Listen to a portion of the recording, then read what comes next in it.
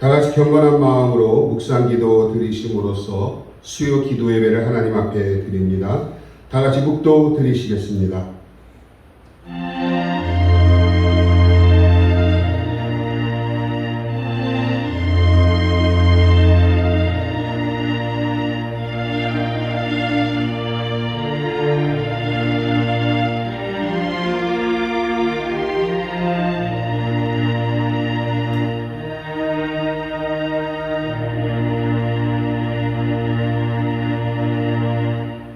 여호와는 나의 목자시니 내게 부족함이 없으리로다. 그가 나를 푸른 풀밭에 누이시며 쉴만한 물가로 인도하시는도다. 내 영혼을 소생시키시고 자기 이름을 위하여 의의 길로 인도하시는도다. 내 평생의 선하심과 인자하심이 반드시 나를 따르니 내가 여호와의 집에 영원히 살리로다. 아멘. 우리 찬송가 300장입니다. 찬송가 300장 내 마음이 낙심되며.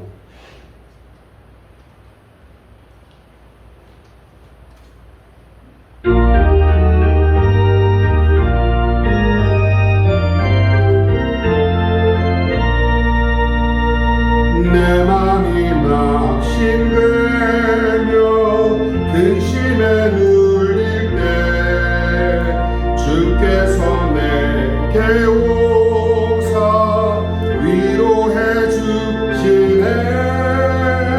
가는 길 캄캄하고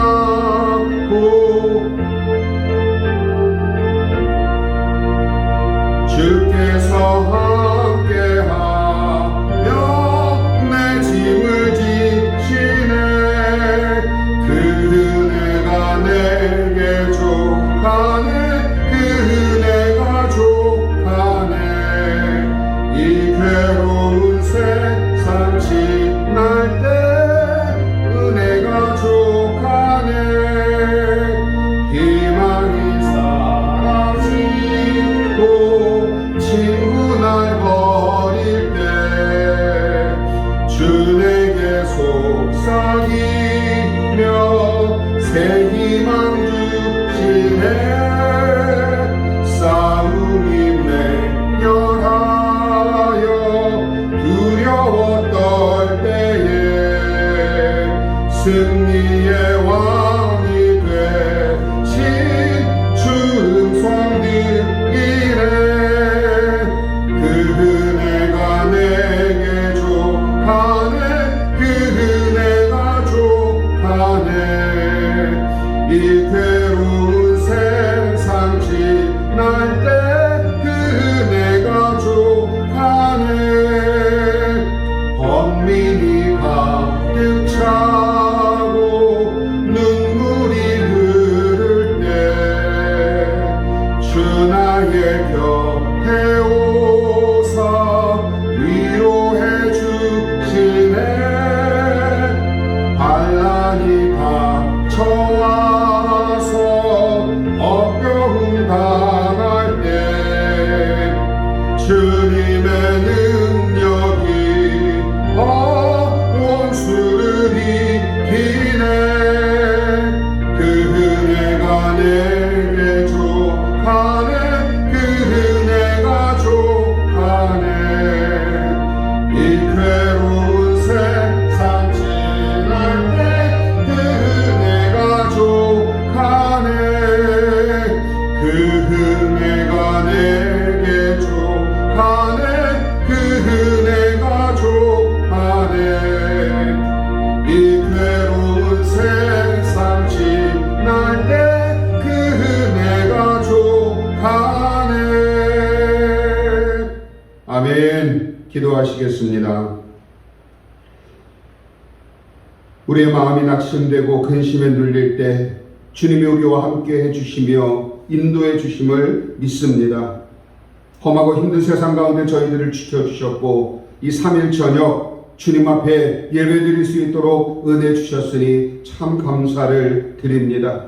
안타깝게도 코로나19가 확산되고 4차 대유행이 시작됨으로 말미암아 2주 동안 한자리에 함께 모여 예배드리지 못하고 비대면으로 온라인으로 예배하게 되었습니다. 아버지 하나님 불쌍히 여겨주시고 긍휼히 여겨 주시옵소서. 지금 이 시간 각자의 처소에서 예배드리고 있을 모든 충신교회 성도들을 주님이 붙잡아 주시기를 원합니다. 힘을 주시옵소서, 용기를 주시옵소서, 능력을 주시옵소서. 이 험하고 힘든 세상 가운데 주님의 말씀으로 이겨내게 하여 주시고 믿음으로 승리하게 하여 주시기를 원합니다. 저희들이 2주 동안 함께 주님 앞에 나와 예배 드리지는 못하지만 각자의 처소에서 주님 앞에 예배하게 하시고 기도하게 하시고 말씀 묵상하게 하여 주셔서 주님의 복음을 위하여 진리를 위하여 싸우는 주님의 믿음의 군사들 되게 하여 주시옵소서. 아버지 하나님, 이 시간 주님 앞에 예배 드릴 때에 저희들 마음이 너무나도 아픕니다.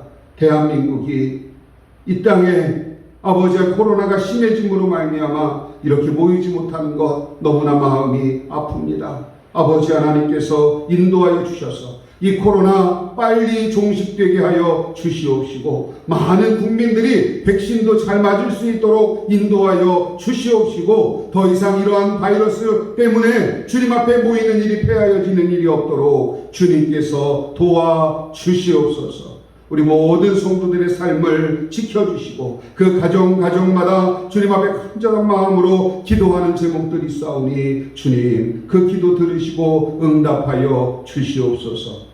특별히 몸이 불편하고 아프고 또 사고로 인해서 어려움 당하고 있는 우리 충신 가족들이 있습니다. 주님 치료하여 주시고 회복시켜 주셔서 건강한 모습으로 주님 앞에 나와 함께 예배드릴 수 있도록 주님께서 은혜 내려 주시옵소서. 이 밤에도 말씀을 통하여 은혜 받게 하여 주시고 주신 말씀 꽉 붙잡고 승리할 수 있도록 인도하여 주시옵소서. 이 모든 말씀 우리 주 예수 그리스도의 이름으로 간절히 기도하옵나이다. 아멘.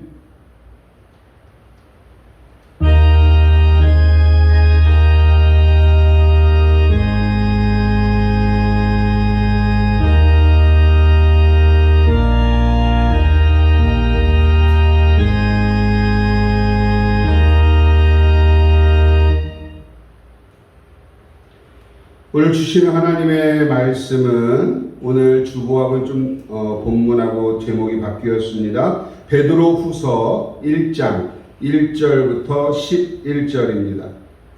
베드로 후서 1장 1절부터 11절까지 신약성경 384면입니다.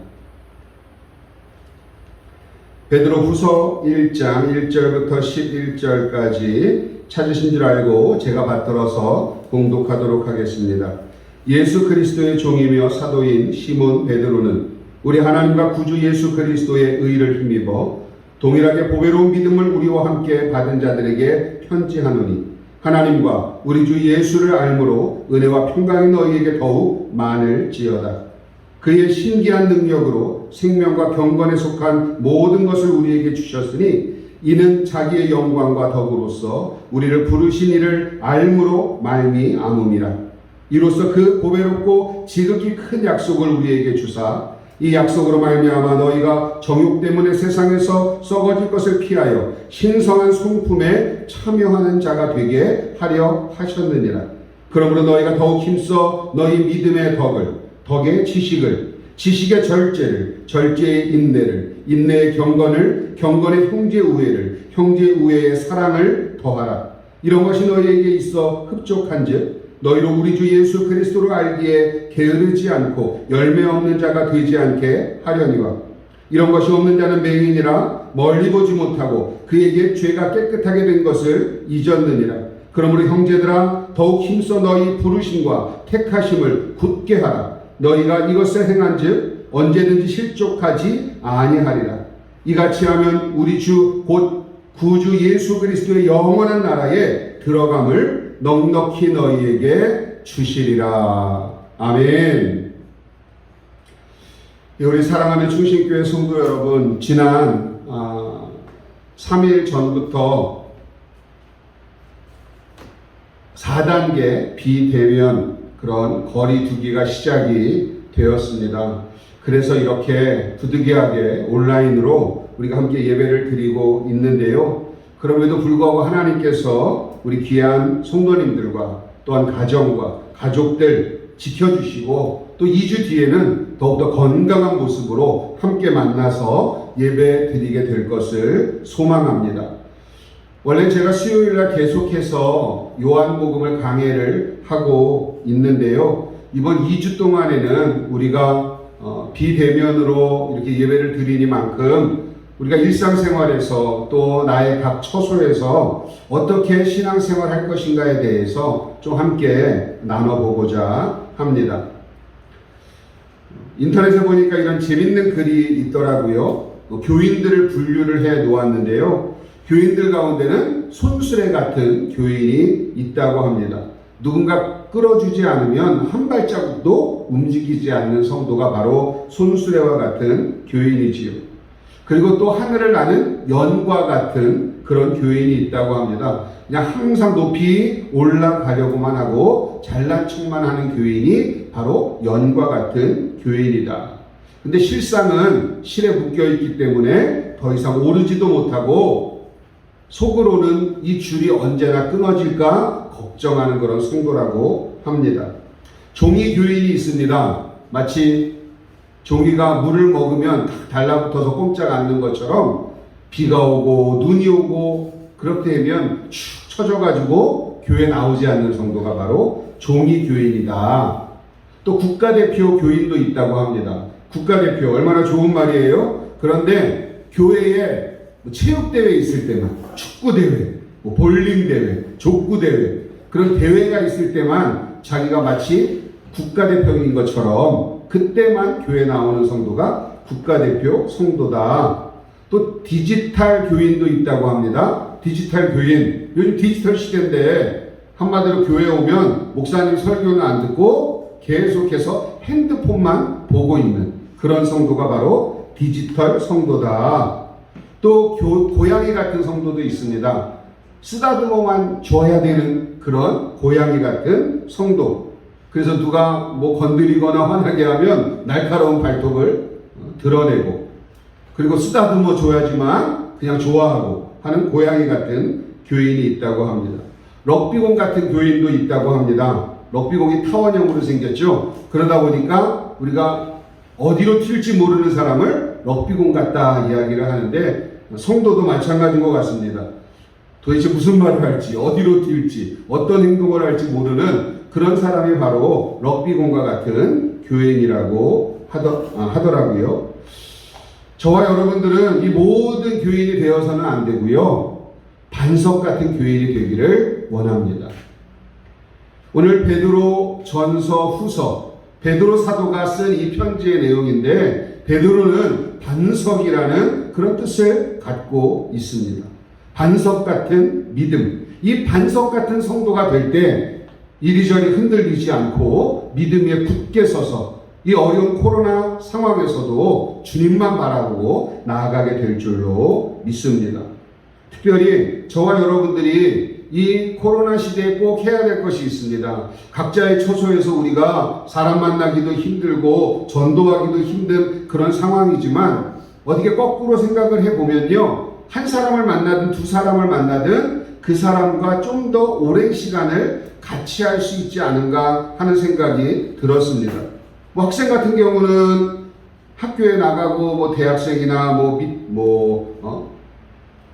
과제물도 해야 되고 도서관도 가야 되고 학교도 가야 되고 이렇게 저렇게 바빠서 시간이 없는데 지금은 아무래도 학교를 가지 않으니까 좀 여유가 있잖아요. 직장인들도 직장 생활은 여전히 하고 있지만 조금 일찍 나와서 친구들 만나고 다른 사람 만나는 것이 아니라 가족과 함께 할 수도 있고 또 어떻게 보면 내가 접촉점을 찾을 수 있는 그런 대상과 이럴 때 뭐 6시 이후에는 2명 이상 모임이 안 된다고 하는데 단둘이 만나서 분위기 좋은 그런 카페에서 이런저런 뭐 얘기할 수도 있는 거고요. 그러면서 예수 그리스도를 소개할 수도 있지 않을까 하는 생각을 하게 되었습니다.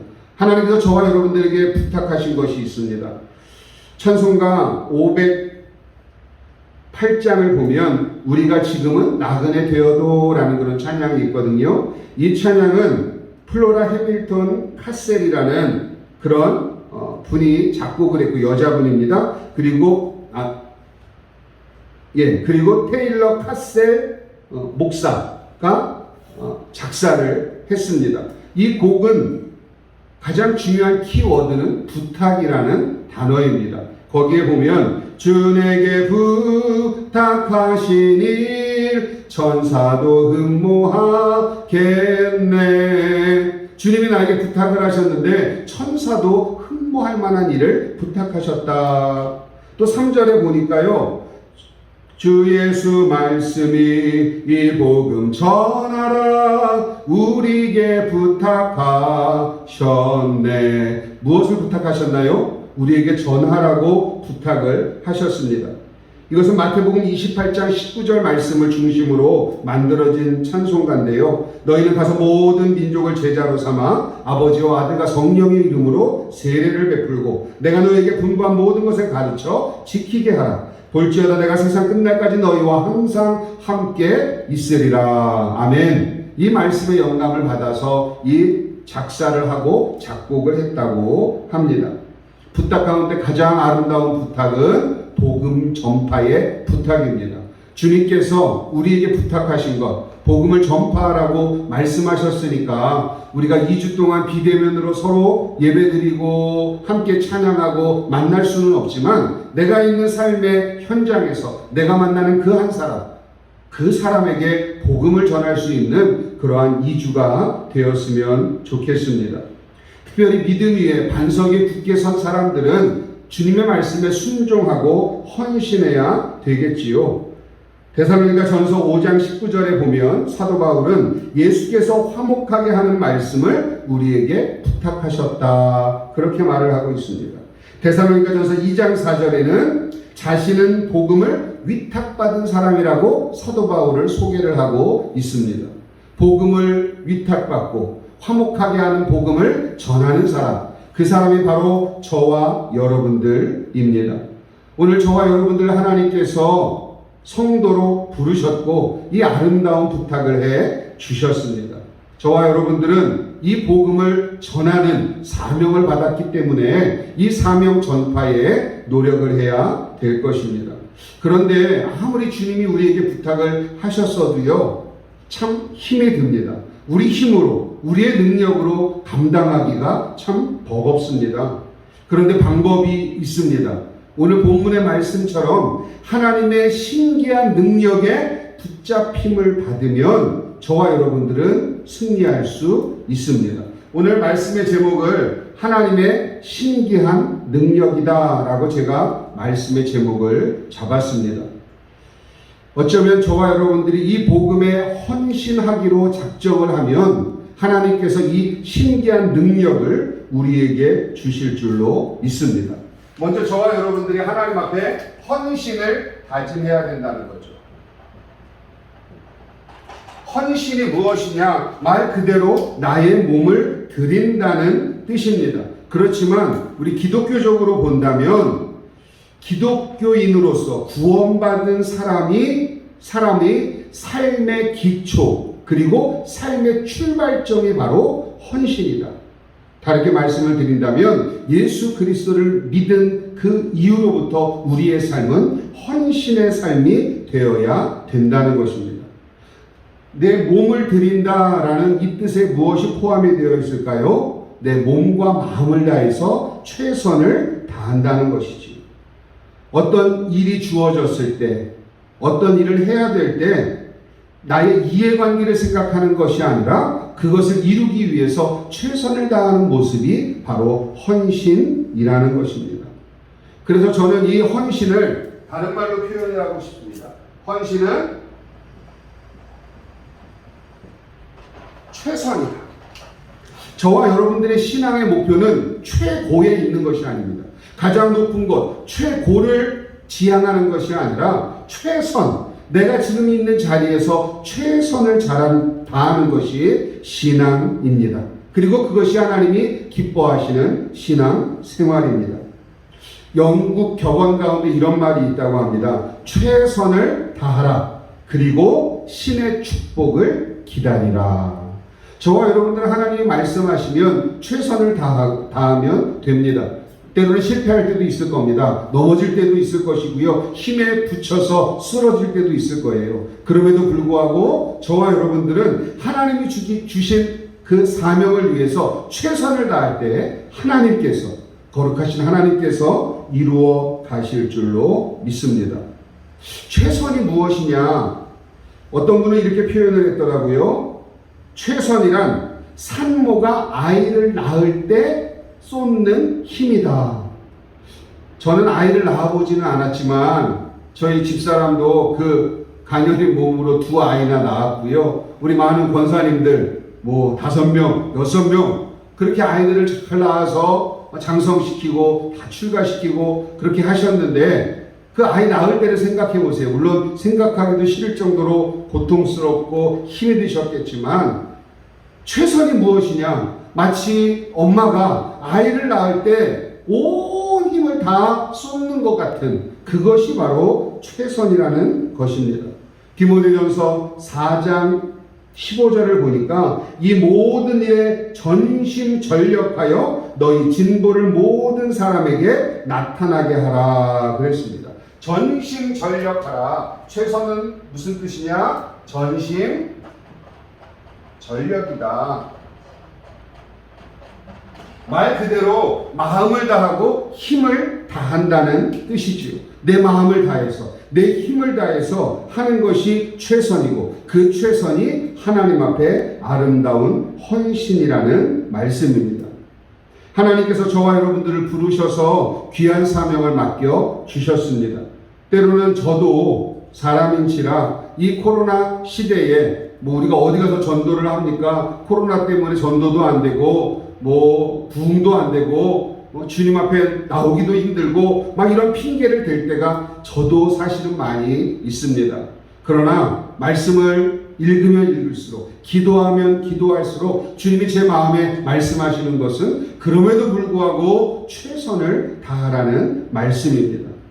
우리가 어떻게 하면 최선을 다할 수 있을까요? 하나님께서 신기한 능력을 우리에게 주시면 가능합니다. 신기한 능력을 우리에게 주시면, 그리고 이 신기한 능력은요 저와 여러분들이 이미 받았습니다. 신기한 능력이 무엇인지 한번 몇 가지 살펴보도록 하겠습니다. 먼저 성도가 보배로운 피로 구원받은 것이 신기한 능력입니다. 첫 번째, 성도가 구원받은 것.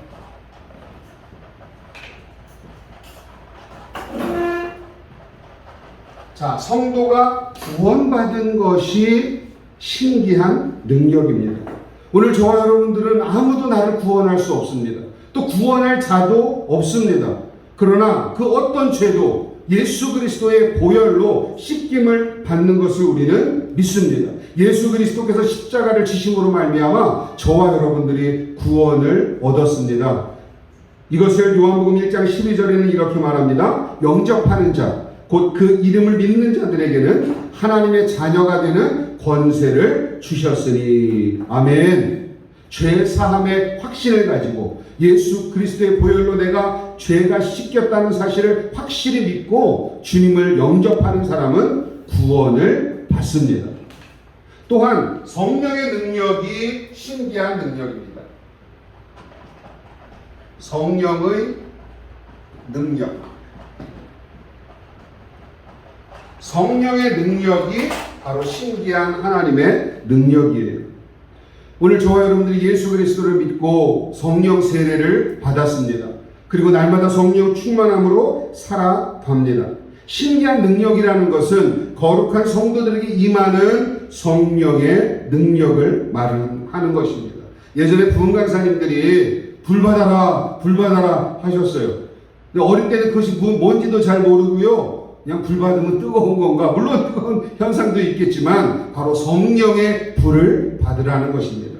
저와 여러분들이 성령 충만할 때 내 마음이 뜨거워집니다. 내 삶에 열정이 가득 찹니다. 내가 할 수 없는 일도 하게 하시는 분이 하나님이시고 성령님이십니다. 그래서 바울은 빌립보서 4장 13절에 내게 능력 주시는 자 안에서 내가 모든 것을 할 수 있느니라. 내게 능력 주시는 그분은 성령 하나님이십니다. 아멘. 그래서 사도 바울은 예수 그리스도를 믿고 성령 충만함을 받아서 우리가 지난 주일에도 살펴본 것처럼 고난과 시련, 파선과 매맞음, 죽음의 공포 여러 가지 어려움이 있었지만 성령의 능력으로 이겨낸 줄로 믿습니다. 갈라디아서 5장 16절에 너희는 성령을 좇아 행하라 그리하면 육체의 욕심을 이루지 아니하리라 약속해 주셨습니다. 저와 여러분들이 이 비대면 시대에 하나님 앞에 온전히 예배드릴 수 없는 이 안타까운 시대에 성령의 부르심으로 성령의 도우심으로 성령의 능력으로 살아가시기를 축원을 드립니다. 세 번째로 저와 여러분들이 변화된 것도 성령의 능력입니다.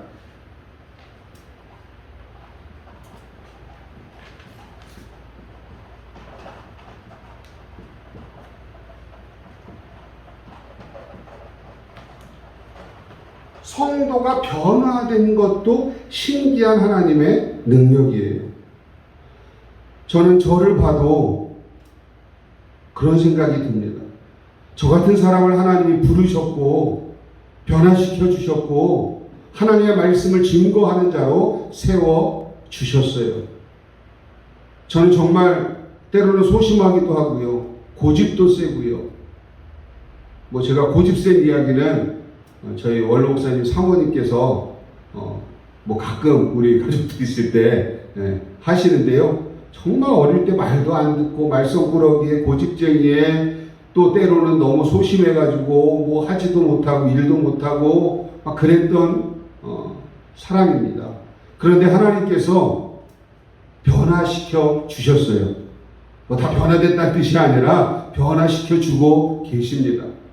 제가 10년 전에 저를 생각해봐도 20년 전에 저를 생각해봐도 그래도 조금은 나아졌다라는 생각이 듭니다. 사람이 변하지 않거든요. 그런데 성령님이 내 안에 계시면요 변화됩니다. 변화가 일어납니다. 돈만 알던 삭개오를 변화시킨 분이 바로 예수님이십니다. 그 포악스러웠던 예수 믿는 사람들을 잡아 죽이던 사울을 바울로 만드신 분도 하나님이십니다. 우리 초창기 그 기독교 역사에 깡패 김익두 목사님, 목사라는 말보단 깡패가 더 어울리는 김익두를 목사로 만들어 주신 분도 변화시키신 분도 하나님이십니다.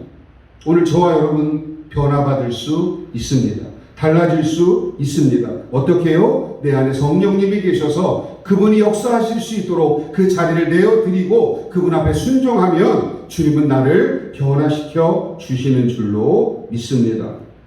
그래서 저와 여러분들이 이미 구원받았고 성령 받았고 변화받았기 때문에 이렇게 하나님이 주시는 그 은혜로 말미암아 헌신을 할 수 있게 되는 겁니다.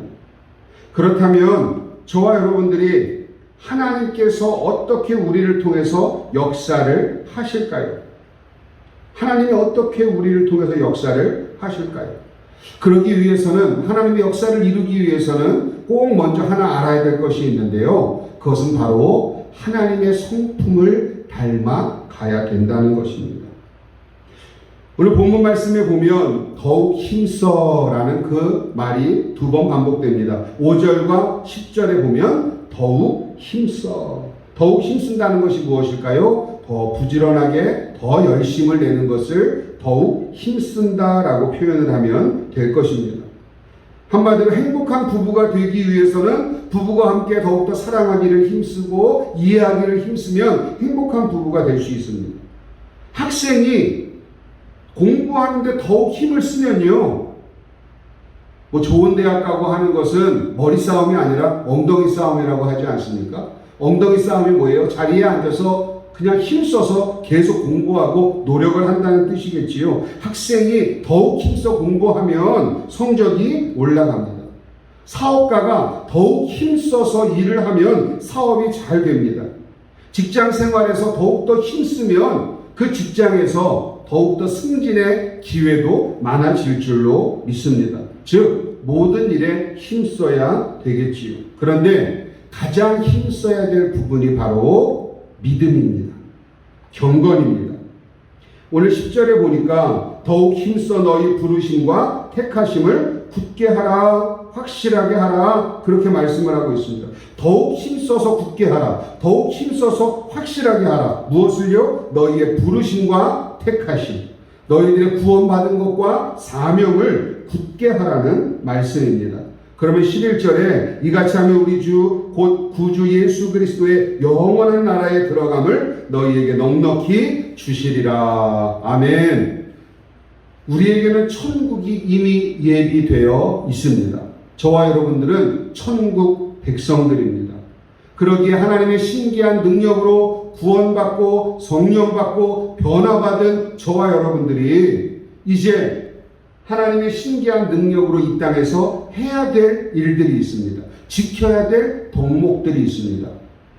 오늘 성경은 그것을 8가지라고 말을 하고 있는데요. 지금 이 시간에 8가지를 다 할 수는 없을 것 같고요. 이제 뭐 한두 가지 하다가 시간이 되면 내일 모레 금요일에 이어서 계속 이 말씀을 전하도록 하겠습니다. 먼저 하나님의 신기한 능력을 우리가 행하기 위해서 지켜야 될 몇 가지 덕목이라고 할까요? 그런 능력의 통로는 믿음입니다. 가장 중요한 것이지요. 바로 믿음입니다.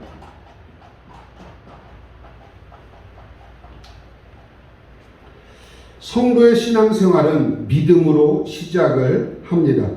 믿음은 신앙생활에서 가장 기초가 되면서 가장 중요한 것입니다. 왜냐하면 믿음으로 구원을 받지요. 믿음으로 하나님의 자녀가 됩니다. 믿음으로 하나님을 기쁘시게 해드릴 수 있고 믿음으로 말미암아 성도는 살아가게 되어 있기 때문입니다. 그래서 우리 삶의 원동력은 믿음입니다. 내 영이 사는 길은 믿음이 있어야 산다는 것이죠. 아브라함도 믿음으로 의롭다 여김을 받았어요. 믿음으로 말미암아 의롭다 여김을 받는다. 얼마나 귀한 일입니까? 노아도 그렇습니다. 스데반 집사도 그렇습니다. 신앙의 인물들을 보니까 다 하나님 앞에서 그렇게 믿음을 온전히 지켰던 사람들, 그 사람들이 바로 믿음 안에서 승리자가 되었습니다. 믿음은 두 가지입니다. 먼저 예수 그리스도를 나의 구주로 영접하고 구원받았다고 하는 그 믿음. 저와 여러분들은 십자가로 구원을 받았습니다. 예수 그리스도로 구원을 받았습니다. 이것을 믿는 첫 번째 믿음이 있습니다. 이 믿음은 크고 작은 것이 없어요. 예수 그리스도 믿으면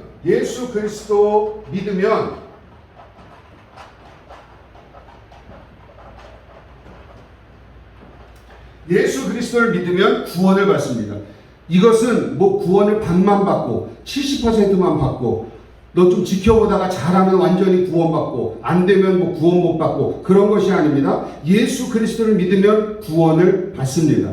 이것은 큰 믿음, 작은 믿음이라고 말하는 것이 아니라 그냥 믿음입니다. 또 두 번째는 신앙생활 가운데 예수 그리스도를 의지하는 믿음이 있어요. 저와 여러분들은 예수 그리스도를 믿음으로 구원을 받았는데 신앙생활을 하면서 내가 얼만큼 주님을 의지하느냐, 내가 얼만큼 주님을 신뢰하느냐, 여기에 우리의 믿음이 크고 작음이 나타난다는 것입니다. 제가 여러 번 설명을 드렸어요. 예수 그리스도를 믿어서 구원받는 믿음은 하나지만 우리가 살아가면서 나타나는 믿음의 형태는 큰 것도 있고 작은 것도 있고 강한 믿음도 있고 약한 믿음도 있다고 말씀을 드렸습니다.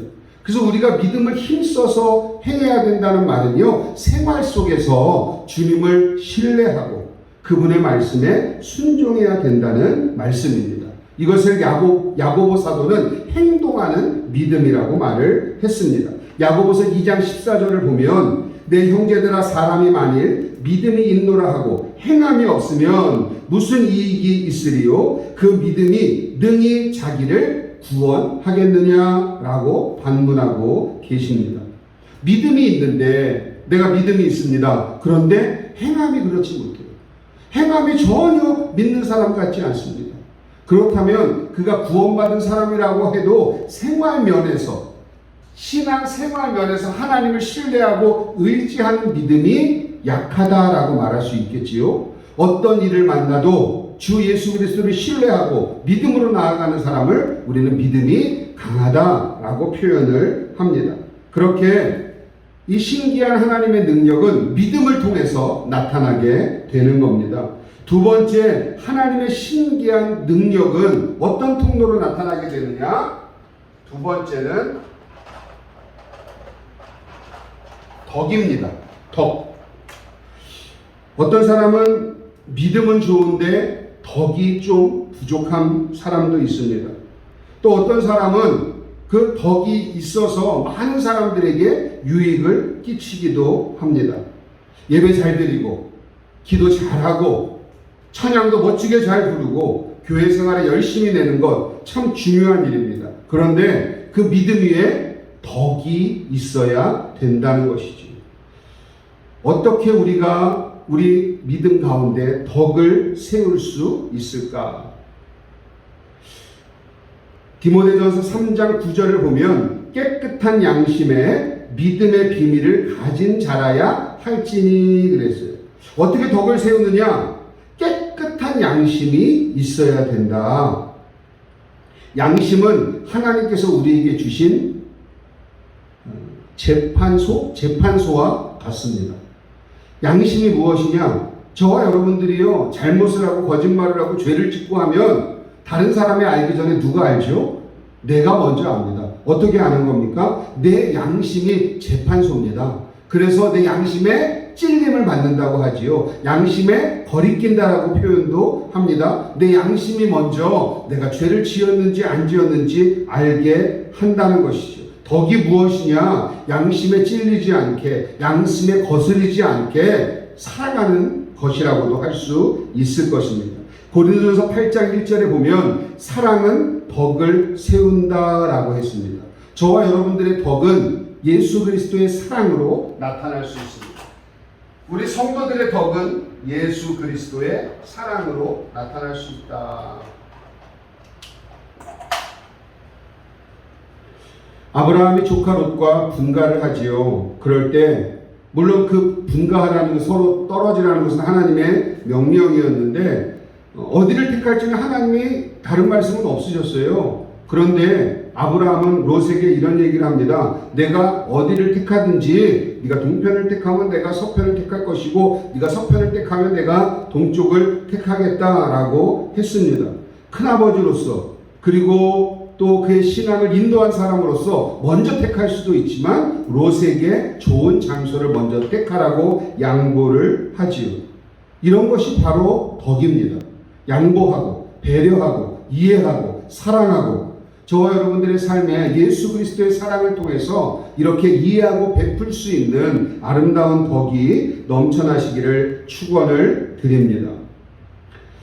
교회 안에서도 마찬가지지요. 저희들이 신앙생활을 하다 보면 때로는 열심도 있고 믿음도 있고 하다 보니까 그 열정이 넘쳐서 다툼이 생기기도 하고 오해가 생기기도 하고, 또 그러다 보면은 또 며칠 동안 또 대면대면하게 그렇게 지내는 경우도 허다합니다. 누구에게나 있을 수 있는 일이지요. 그럴 때 저와 여러분들이 이렇게 기도해 보면 어떨까요? 주님, 제가 먼저 이해하게 하여 주시옵소서. 내가 먼저 용서하게 하여 주시옵소서. 내가 먼저 겸손하게 머리 숙이게 하여 주시옵소서. 저는 TV에 나오는 그 정치인들 볼 때마다 물론 다 이렇게 겸손하게 인사를 잘 하지만 정말 진정성이 느껴지는 정치인들이 종종 있습니다.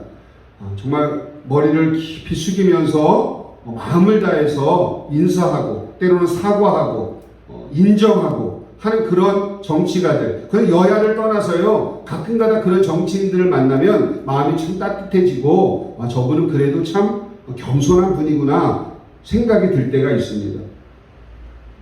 억지로 한다고 되는 것은 아니거든요. 삶 속에 그것이 배어 있어야 자연스럽게 나타나는 일인 줄로 믿습니다. 그러니까 덕이 없는 사람은요, 좋은 말을 해줘도 어떤 사람, 우리가 또 상처를 받을 수가 있어요. 덕이 없는 사람이 뭐 이렇게 조언도 하고 이게 권면도 하면 뭐 너나 잘하라 그래, 뭐 지는 못하면서 이런 마음이 생길 때 있거든요. 그런데 평상시 존경하던 사람이, 평상시 야, 저 사람은 참 덕이 많은 분이야 생각했던 분이 집사님 이러는 게 좋겠어요. 뭐 어떤 때는 목사님 또 이렇게 하시는 게 어떻겠습니까 하면요, 기분이 나쁘지 않아요. 왜냐하면 평상시에 덕으로 그렇게 살아오신 분이기 때문에 때로는 권면을 하고 때로는 조언을 하고 심지어는 뭐 잘못됐다고 말을 할지라도 그래, 저분이 말을 한다면 내가 들어야지 라는 그런 생각이 든다는 것이지요. 똑같은 말을 해도 왜 반응이 다를까요? 덕이 있느냐 없느냐 차이입니다. 그렇기 때문에 저와 여러분들은 믿음의 덕이 있는 그런 성도가 되기를 원합니다. 믿음의 덕이 무엇이냐? 고린도전서 10장 32절에 보니까 유대인에게나 헬라인에게나 하나님의 교회나 거치는 자가 되지 말고, 거치는 자가 되지 말고, 걸림돌이 되는 사람, 막는 사람, 가로막는 사람, 방해꾼, 그것이 되지 말라는 것입니다. 성도에게만요? 그렇지 않아요. 유대인에게나 헬라인에게나 하나님의 교회에게나 거치는 자가 되지 말라라고 말씀을 하고 있습니다. 대부분 걸림돌이 되고 회방꾼이 되는 제일 첫 번째는요, 말 때문입니다. 말로 덕을 세우지 못하는 거예요. 그리스도인은 말로 덕을 세워야 됩니다. 야고보서 3장 8절에 혀는 등이 길들일 사람이 없나니 쉬지 아니하는 악이요 죽이는 독이 가득한 것이라 라고 말씀을 하고 있습니다. 바로 이 말씀입니다. 우리가 말을 할 때 사랑하는 말, 배려하는 말, 축복하는 말, 감사하는 말을 하면요, 그것이 덕이 되는 겁니다. 그런데 말할 때마다 원망하는 사람, 불평하는 사람, 시기하는 사람, 남 흉보는 사람, 그렇게 말을 한다면요, 아무리 마음속에 덕이 있어도 사람에게 전달되지 않는 것이지요. 그뿐만이 아니라 당연히 그렇게 말씀하시는 분이 그 안에 덕이 있을 리도 만무하고요. 그래서 에베소서 4장 29절에 무릇 더러운 말은 너희 입 밖에도 내지 말고 오직 덕을 세우는데 소용이 되는 대로 선한 말을 하여 듣는 자들에게 은혜를 끼치게 하라. 할렐루야. 그렇습니다. 믿음, 그 믿음 위에 덕을 세우기 위해서는 우리의 말이, 우리의 언어가 아름다워야 될 줄로 믿습니다. 신앙적인 말, 긍정적인 말, 사랑의 말, 은혜의 말을 할 때 그 사람의 덕이 다른 사람에게도 영향력을 끼치게 될 줄로 믿습니다. 세 번째를 해야 되는데요. 지금 시간이 좀 많이 갔습니다. 이 세 번째부터 여덟 번째까지는 내일 모레 우리 금요일 날 계속해서 하나님의 이 신기한 능력을 우리가 어떻게 행하며 살 것인가 나눠보도록 하겠습니다. 다 같이 기도 드리시겠습니다. 아버지 하나님, 저희들을 예수 그리스도의 십자가를 통하여 구원하여 주시고 부르시고 하나님의 신기한 능력으로 채워주셨으니 감사를 드립니다. 하나님의 신기한 능력, 우리가 구원받은 것이 하나님의 능력입니다. 우리가 변화받은 것이 하나님의 능력입니다. 우리가 성령 받은 것이 하나님의 신기한 능력입니다. 아버지의 능력을 가지고 믿음으로 살아가는 성도 되게 하여 주시옵소서. 그 믿음 위에 덕을 세우는 성도가 되게 하여 주셔서 이 비대면 시대, 또 온라인 예배를 드릴 수밖에 없는 이 시대에 내가 만나는 그 한 사람에게 아름다운 하나님의 복음을 잘 전할 수 있도록 은혜 내려 주시옵소서. 예수님의 이름으로 기도하옵나이다. 아멘. 우리 찬송가 310장입니다.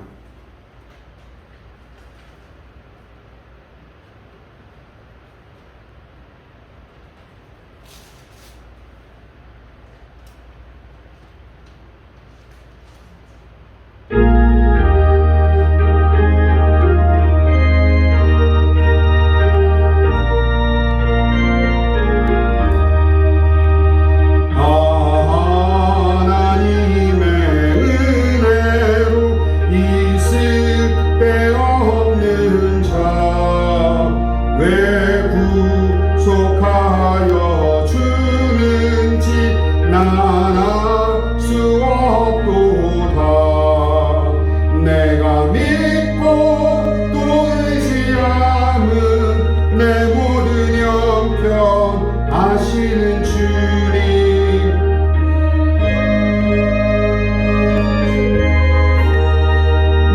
나는 확실히 아네.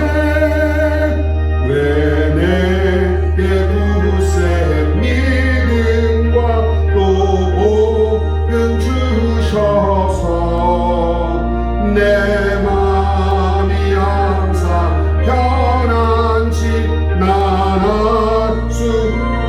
내가 믿고 또 의지함은 내가 믿고 또 의지함은 내 모든 형편 아시는 주님 늘 보호해 주실 것을 나는 확실히 아네. 왜 내게 성령 주셔서 내 마음 감동해. 주 예수 믿게 하는지 난 알 수 없도다. 내가 믿고 또 의지함은 내 모든 형편 아시는 주님 늘 보호해 주실 것을 나는 확실히 아네. 주 언제 강림하실지 밤의 홍낮에 또 주님 만날 그 곳도 난 알 수 없도다. 내가 믿고 또 의지함은 내 모든 형편 아시는 주님 늘 보호해 주실 것을 나는 확실히 아네. 아멘. 방역 조치로 사회적 거리두기 4단계가 25일까지 계속되어서 교회 예배가 온라인으로 전환이 되었습니다. 또 염려되는 것은 또 2주 뒤에 또 2주 이렇게 가지 않도록 우리가 계속 기도하면서 빨리 코로나가 종식될 수 있도록 하나님 앞에 기도하기를 원합니다.